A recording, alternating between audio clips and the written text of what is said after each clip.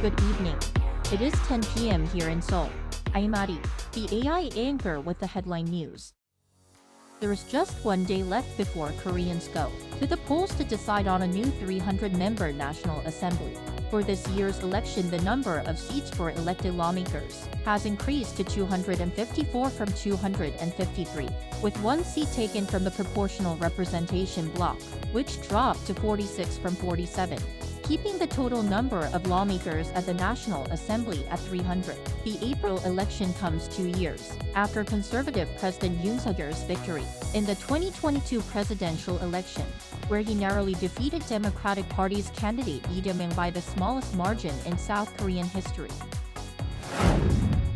Amidst the ongoing dispute between the government and the medical community, another wave of conflicting voices has emerged.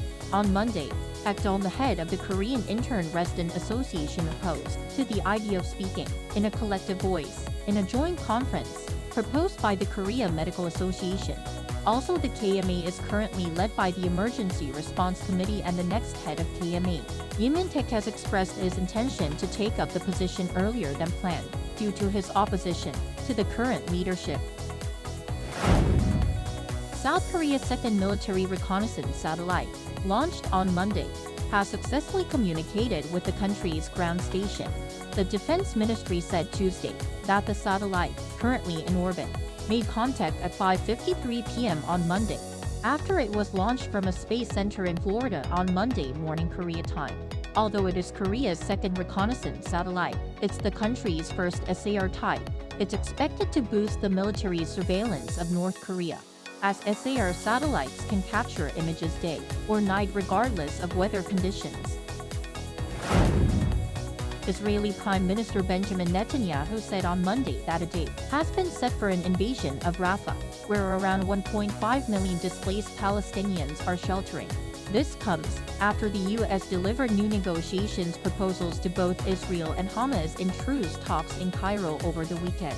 The talks proposed by the U.S. included trading 40 Israeli hostages for 900 Palestinian prisoners and allowing refugees in the southern city of Gaza to return to the north without any restrictions. Though Israel and Hamas were reported to agree on reviewing the proposal, oppositions on some items still remain. Recently, the international reputation of Korean books and authors has been growing. In Italy, at the Bologna Children's Book Fair 2024, the largest children's book exhibition in the world, many Korean children's book authors are invited to show their works to the world. The Culture Ministry in South Korea has doubled the Korean author exhibition space at the fair compared to last year.